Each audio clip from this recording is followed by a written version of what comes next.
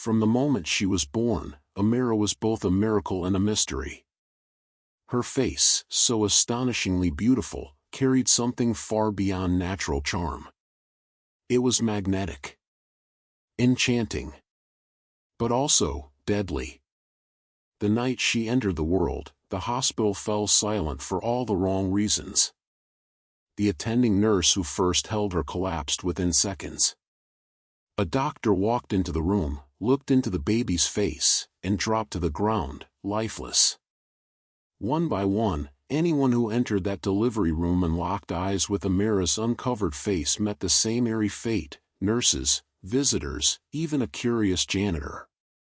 Their deaths were quick, quiet, unexplainable. Only 2 people survived that night, her mother and father. The doctors couldn't explain it. The survivors refused to speak of it. News outlets were silenced. The incident was buried. But for Amira's parents, the truth was impossible to ignore: their daughter was cursed. Yet even in their fear, they loved her. And so, they made a promise. They would protect her. Not only from the world, but protect the world from her. As Amira grew, they raised her in near-complete isolation. No visitors. No playdates. No photos. Her mother homeschooled her from the age of 3, teaching her how to read, write, calculate, and question. She turned out to be brilliant.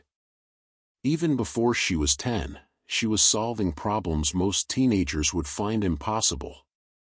She memorized encyclopedias, loved science experiments, and once rewrote a history essay to correct its inaccuracies.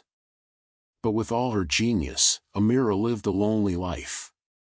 She often stood at her bedroom window, watching other children laughing in the streets, chasing balls, jumping into puddles. She longed to join them. To be normal. To have a friend. Just one. But she never could. Not with her face uncovered. Her mother crafted special cloth veils, soft, breathable, secure. Amira grew up wearing them as if they were part of her skin. Only her wide, expressive eyes peeked out. In every mirror she passed, she saw only those eyes staring back. When she turned 18, her parents made the most difficult decision of their lives: they enrolled her in university. They had tried to delay it. They had argued, prayed, feared. But Amira had insisted. "You taught me everything. But I need more. I want to learn and live." And deep down, they knew she was right. Before her first day, Amira wrapped her face carefully. Layer after layer. Then another. She looked in the mirror and whispered to herself, "You can do this. Just stay invisible."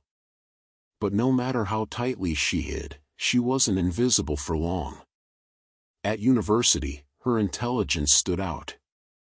She answered every question in class before it was finished. She submitted essays days ahead of deadlines, each one flawless. Professors whispered about her in the faculty lounge. "Uncanny," one of them said. "She's like a walking encyclopedia." But the other students were less admiring. Many were confused by her cloth-covered face. Some thought it was a religious veil. Others assumed she had severe burns. A few made up stories about a horrible skin disease. But no one knew the truth. And while some left her alone, others did not. The worst of them all was Kiera. Kiera was tall, stylish, and cruel. She had a small army of admirers, mostly girls who feared her and boys who wanted her. She wore designer shoes and whispered cutting insults behind perfect lipstick smiles. When she first saw Amira in the cafeteria, she narrowed her eyes. "Who's that wrapped-up mummy over there?" she asked, loud enough for everyone to hear. Her friends laughed. From that moment, Amira had a target on her back. Kiera mocked her in the hallways. She tripped her on staircases. She made faces behind her in class and whispered jokes about mystery diseases and cloth dolls. Amira never reacted. She kept her head down, her focus sharp. Her mission was simple: graduate without hurting anyone. But Kiara didn't stop. One afternoon, Kiara marched up to Amira in front of a group of students by the library steps. "Hey, mystery girl," she said, arms crossed. "Why do you always wear that thing? Are you hiding something terrifying?" The group laughed nervously, waiting for Amira's response. Amira lifted her gaze. Her eyes, calm, unwavering, met Kiara's. "You don't want to see what I'm hiding," she said softly. Kiara scoffed. "That sounds like a weak excuse. If you're not ugly, prove it. Take it off." "I'm not hiding because I'm ashamed," Amira said, her voice steady. "I'm hiding to protect you." Kiara blinked, then smirked. "Protect us? From what, your fashion sense?" The crowd chuckled. Amira said nothing more. She picked up her books and walked away. But Kiara wasn't done. Not by a long shot. Every day after that, she taunted Amira louder. "Take off the cloth, coward. Are you made of mirrors? Afraid we'll turn to stone? Come on, show us you're human." Students started whispering more frequently. "Why won't she show her face? Maybe she's cursed. Maybe she's hiding something powerful." One person in particular began to grow curious: Zane. Zane was the most popular boy on campus. He had charm, looks, and a magnetic presence. Almost every girl adored him. But Zane was known for one thing: never falling for anyone. He flirted, joked, laughed, but never got close. Kiara, ever manipulative, saw an opportunity.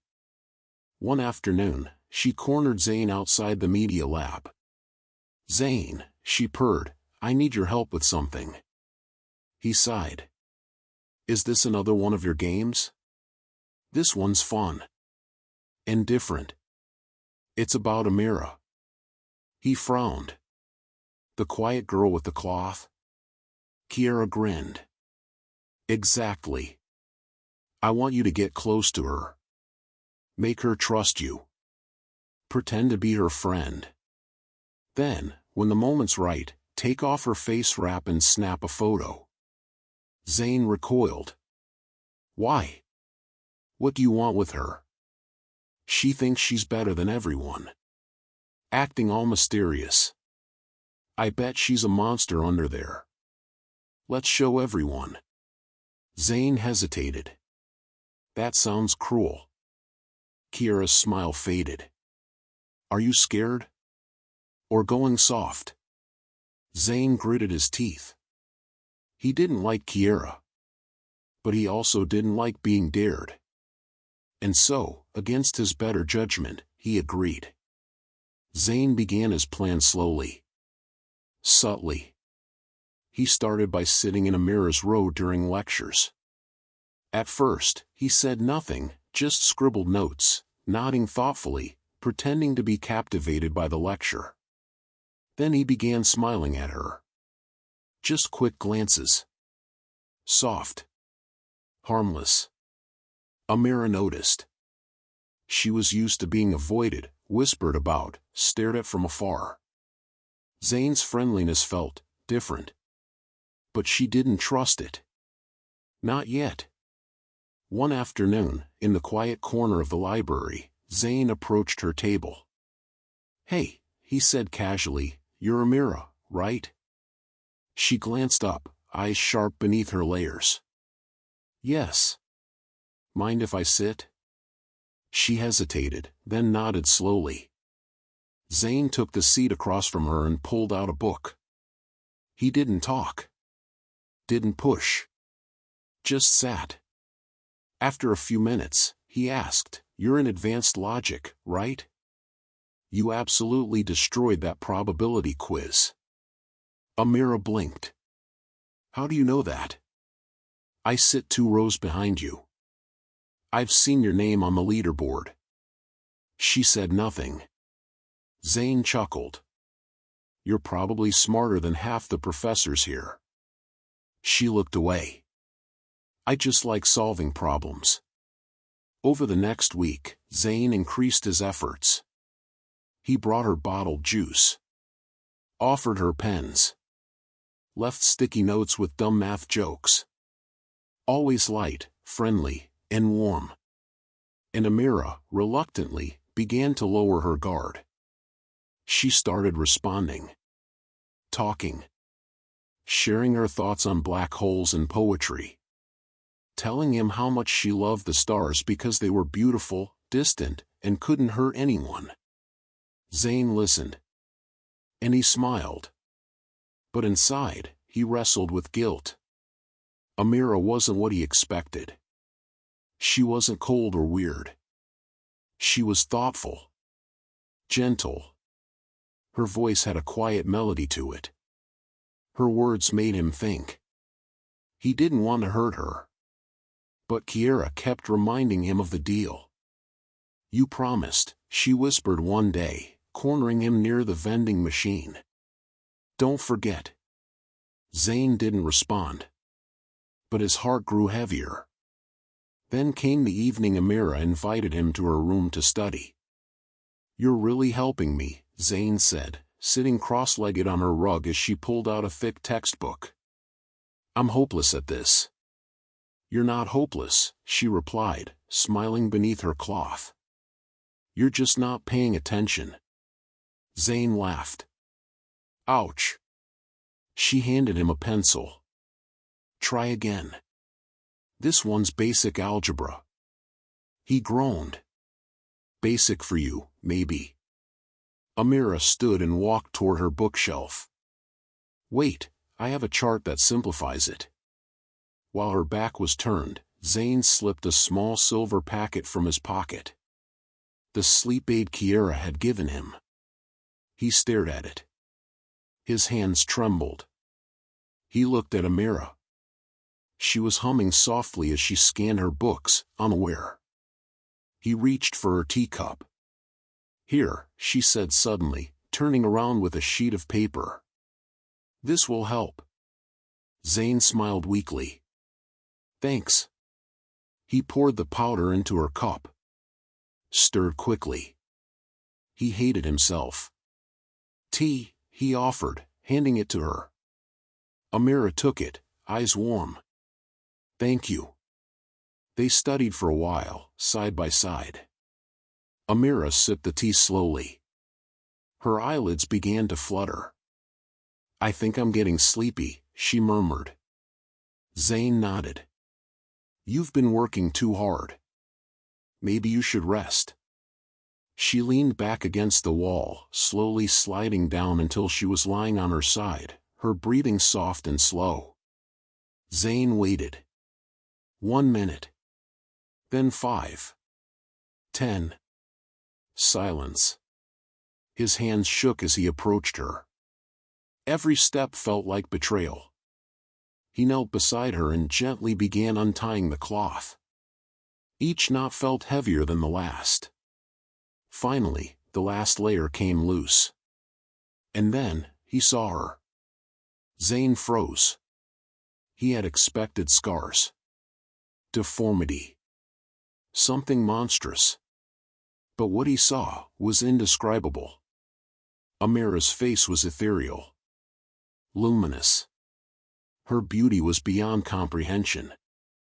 It wasn't just physical, it radiated a strange, magnetic energy. His breath caught. Then everything changed. A weight crushed his chest. His lungs tightened. His vision blurred. His hands twitched. Panic surged. He gasped, clutching his heart. His body convulsed. His knees buckled. In a matter of seconds, Zane collapsed beside her, unmoving. His eyes wide. Lifeless. Minutes later, Amira stirred. She sat up slowly, groggy and dazed. Her mind was foggy. Her eyes were heavy. Then she noticed the cloth on the floor. And Zane. Her heart dropped. She crawled over, shaking his arm. Zane. No response. She touched his face. Cold. No, she whispered, tears already rising. No, no, no, why would you do this? She grabbed the cloth and wrapped her face back up, sobbing. You promised, she cried. You were different. The sound of her weeping reached the hall. A student walking by knocked gently.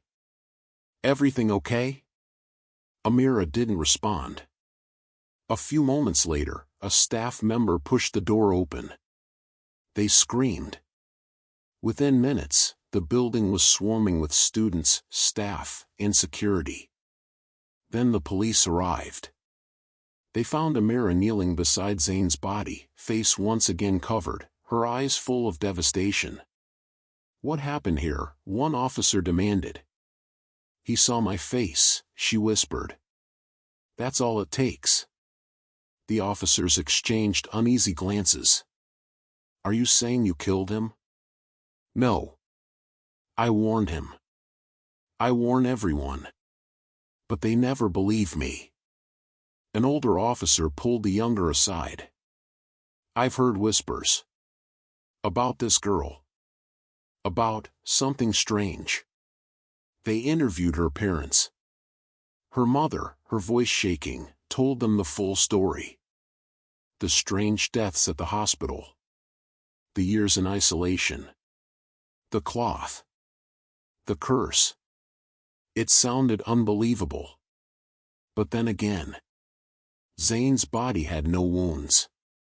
No poison. No struggle. Just sudden death. After several hours of questioning, the police decided not to press charges. This isn't murder, the lead officer told his team. It's something else. That night, Amira returned home. Her parents opened the door, arms outstretched. She collapsed into them, crying uncontrollably. I didn't mean to hurt him. I never do, she sobbed. Her mother held her tightly. I know, sweetheart. I know. Maybe I should never go back, Amira said, voice barely audible. Maybe it's safer that way. Her father shook his head. You were meant for more than hiding. You're not a weapon. You're a person. But how do I live like this? She asked. Every time someone gets close, they get hurt. What kind of life is that? Her mother brushed the hair from her forehead. You live carefully. You live honestly. And you keep hoping. Amira looked away, lost in pain. What if no one ever loves me? She asked. Then you still live with love in your heart, her mother said. And you never let fear define you. The following days passed in a blur of whispers, stares, and silence. Zane's death shook the university. Officially, the cause was listed as sudden cardiac failure, but everyone knew it was more than that. Students whispered in hallways. Some believed Amira had killed him with dark magic. Others claimed it was a curse. A few, only a few, whispered that maybe the stories were true, and maybe she wasn't a monster at all. But no one dared to ask Amira directly. She returned to campus only because her parents encouraged her. You can't hide forever, her mother had said gently. You're still alive. That means your story isn't over. So Amira walked those halls again. Quiet. Wrapped. Watched. But something was different this time. She wasn't afraid. Zane's betrayal had left a wound. But in his final moment, when he looked at her face, she had seen it in his eyes, awe. Not disgust. Not fear. He hadn't run. He had broken the rules. But he hadn't mocked her. Somewhere, buried deep in that pain, there was a sliver of peace. She walked through campus with straighter shoulders, not because she wanted attention, but because she no longer feared it. Of course, Kiera wasn't done. The day Amira returned, Kiera strutted up to her in the middle of the courtyard. Students paused to watch. Well, Kiera said, folding her arms. Back from your secret lair? Amira didn't respond. People are saying you cursed Zane. That he saw your face and just dropped dead. She leaned in, her voice dropping to a hiss. Is it true? Are you some kind of demon? Amira stared at her. If you think I'm dangerous, you should probably stop provoking me. Kiera stepped back. The crowd around them chuckled nervously. Amira walked away. From that moment on, the whispers became something else. Not just gossip. Curiosity. Even respect. And that's when Idris noticed her. He was new, transferred mid-semester from another city. Tall, soft-spoken, with dark thoughtful eyes and a presence that made people lean in when he talked. He was popular, but not flashy. Charismatic, but calm. The first time he saw Amira was in a philosophy class. She answered a difficult question about existentialism with a single sentence: sometimes hiding isn't cowardice, it's survival. He was intrigued. After class, he approached her. Amira, right? He asked. She nodded, cautious. I liked what you said. Most people don't, she replied. I'm not most people.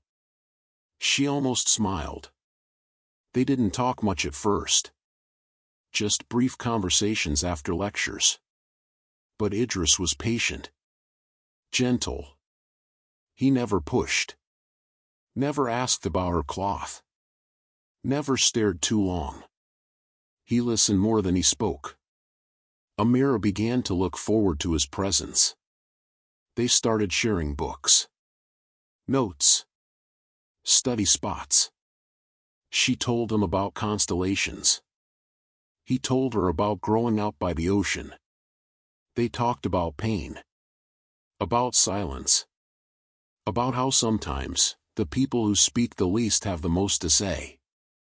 Meanwhile, Kiera watched. And boiled. Idris had become the center of every girl's attention. And now, once again, Amira was getting something Kiera thought she deserved. This is getting ridiculous, Kiera snapped one afternoon, slamming her locker shut. First Zane, now Idris. What is it with that cloth freak? Her friend Mira mumbled, maybe he likes her. Don't be stupid, Kiera hissed. She's hiding something. She always is. That evening, Amira and Idris sat under a tree on the edge of campus. Their books lay forgotten between them. You never ask about my face, Amira said suddenly. Idris looked at her.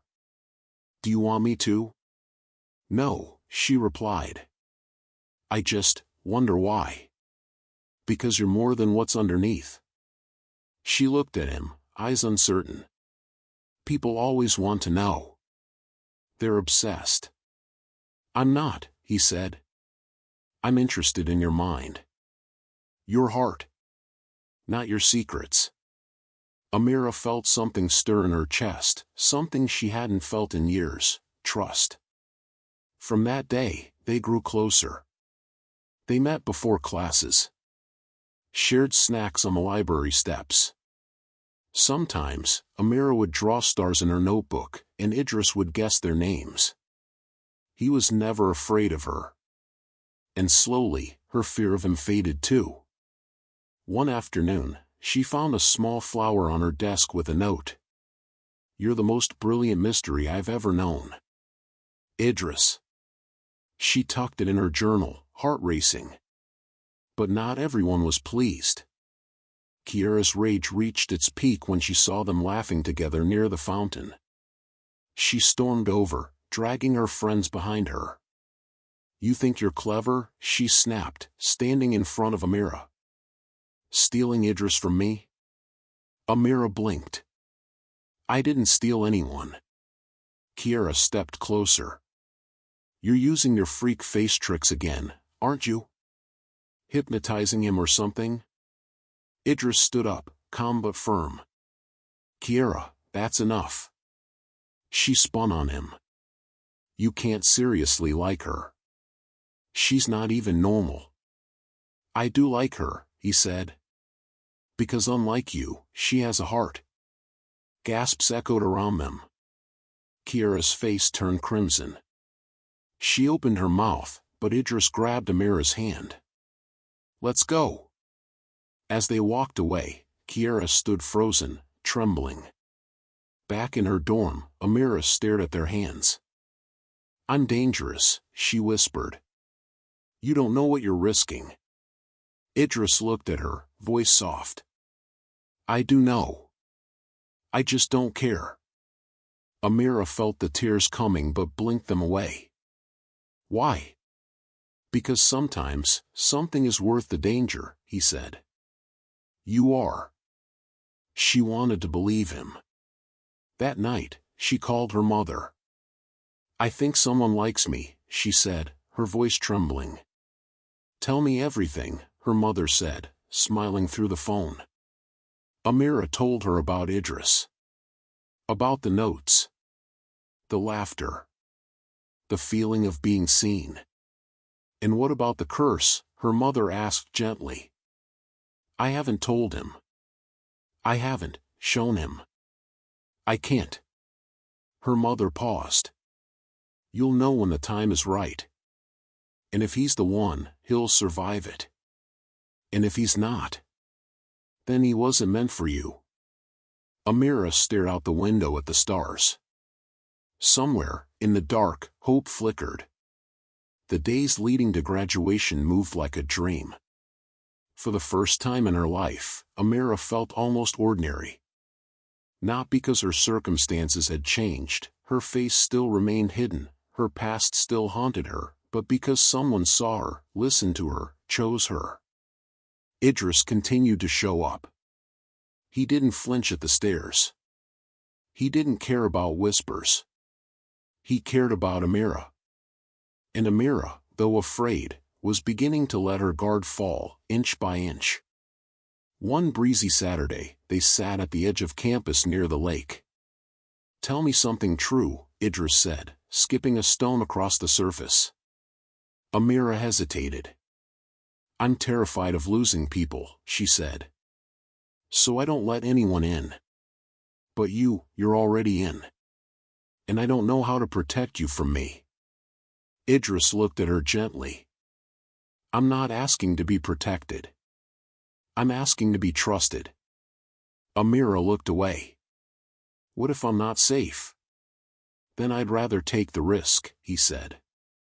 Her eyes welled, but she nodded. That night, she made a decision. The next day, she invited him to her apartment. "I want to show you something," she said. Her room was quiet, curtains drawn. Idris stepped in carefully, unsure what to expect. Amira stood by the window, her hands trembling. "I've never done this before," she whispered. He nodded. "You don't have to." "I want to." She took a deep breath and began to unwrap the cloth, slowly, layer by layer, until her skin met the air. When the final veil dropped, she turned to face him. Her heart thudded like a war drum. And then, nothing. Idris stared, not in fear, but in awe. His eyes filled with emotion. "You're breathtaking," he whispered. Amira stood frozen, ready to run if he so much as blinked strangely. But he didn't. He stepped closer, gently cupped her cheek, and kissed her forehead. And still, nothing happened. No collapse. No panic. No death. Tears rolled silently down her face. "You're alive," she whispered. "I told you," he said, smiling. "You were never cursed. You were just waiting for the one who truly saw you." She laughed, soft and broken and whole all at once, and wrapped her arms around him. Later that evening, she sat across from her parents in the living room. "He saw me," she whispered. They stared. "He saw everything. And nothing happened." Her mother covered her mouth, gasping. Her father stood slowly. "Is it true? He's alive?" Amira nodded through her tears. "He loves me. And I think that love broke the curse." Her mother sobbed as she pulled her daughter into a tight embrace. "God has answered our prayers." For the first time in years, Amira felt peace settle into her bones. The next day, she walked to campus with her head high. No cloth. No fear. Just Amira, real and radiant. The reaction was immediate. Students stared in stunned silence. "Is that her?" someone whispered. "She's beautiful." People parted as she passed, not out of fear, but reverence. And then Kiara stepped forward, rage bubbling behind her perfect lips. She stormed up to Amira. "So this is what you've been hiding?" Amira turned slowly. "Yes." "Surprised?" Kiara scoffed. "So what now? You think you're better than everyone because you've got a pretty face under your curse?" "I don't think I'm better," Amira replied calmly. "I just stopped hiding." "Everyone's talking about you," Kiara hissed. "Like you're some kind of queen now." Amira shrugged. "Let them talk. For once, I don't mind being seen." Students gathered again, forming a silent circle. Kiara's voice grew shrill. "You think you can just show up, steal attention, steal Idris?" "I didn't steal anyone," Amira said. "Idris made his choice. And he chose someone who values people, not status." Kiara's face twisted. "You think this makes you special?" Amira's voice dropped, gentle but strong. "What makes me special is that I kept going. Through silence, through bullying, through fear. I didn't destroy people to feel important. I grew." Kiara froze, fury and shame warring behind her eyes. For once, the crowd didn't laugh with her. They stared, silent and judging. Kiara turned, trembling, and stormed off. Her power, once rooted in fear, was gone. The next few days passed in a flurry of preparations. Graduation loomed. Amira stood in front of the mirror on the morning of the ceremony. She wore a soft blue gown, her face bare, a delicate necklace resting against her collarbone. Her eyes, once haunted, shone with quiet joy. Her mother stood behind her. "You look like a dream." Amira smiled at her reflection. "I feel awake." At the ceremony, she sat beside Idris. When her name was called, she rose gracefully, the auditorium holding its breath. She walked across the stage, her posture proud. And when she took the mic to deliver the closing speech, the silence was electric. "Most of you know me as the girl who always wore a cloth," she began. "You made up stories. Some of you mocked me. Others ignored me. But I was always here, listening.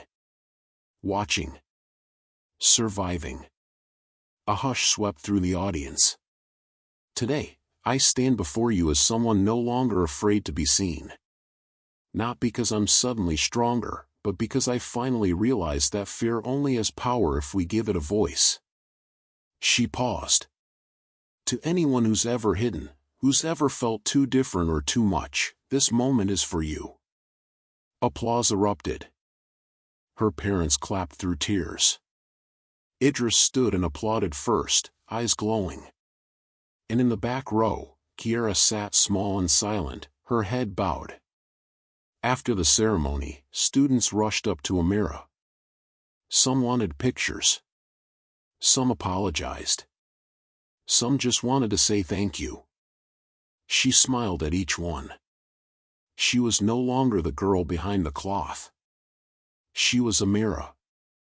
Brave. Loved. Alive. Weeks passed. Though graduation had ended, Amira's story was just beginning. She walked campus grounds for the last time, hand in hand with Idris, soaking in the place that had tested her, transformed her, and finally revealed her to the world. Her cloth, once her shield, was now folded neatly in a drawer at home. She kept it not as a necessity, but as a symbol. A memory. Proof of how far she'd come. She no longer feared the world's eyes. Still, not everything had healed.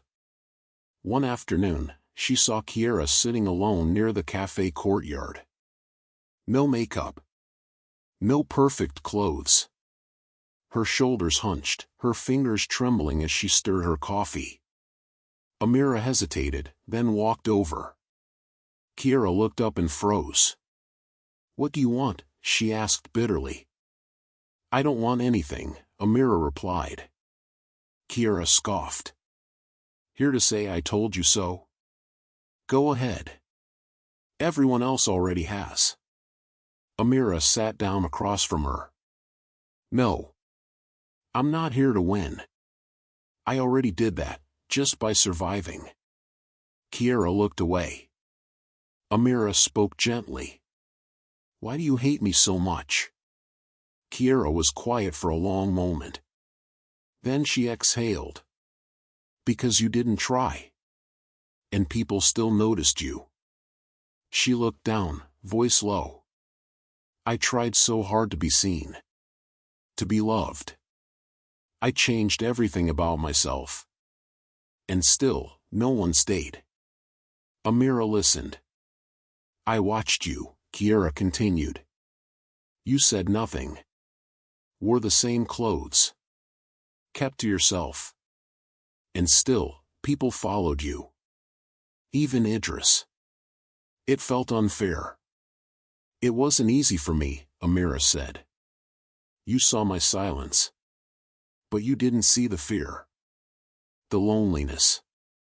The weight of hiding every single day." Kiara's eyes welled slightly.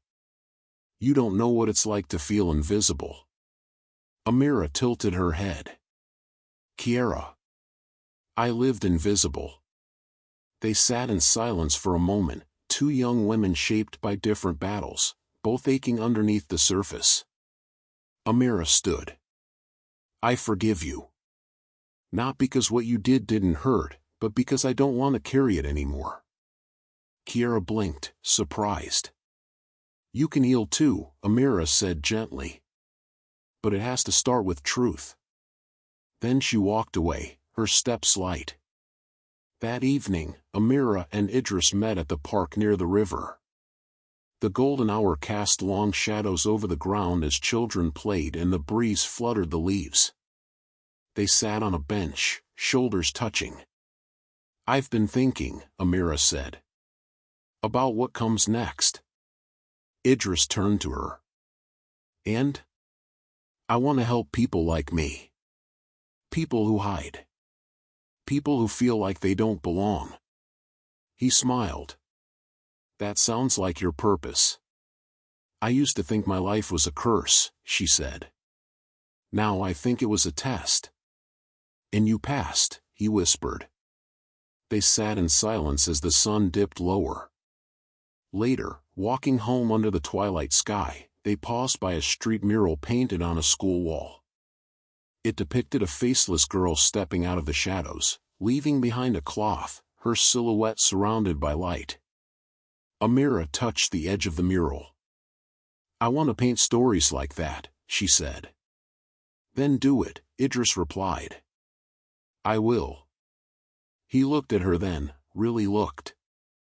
"Amira?" "Yes?" "I love you." She turned to him, smiling. I know.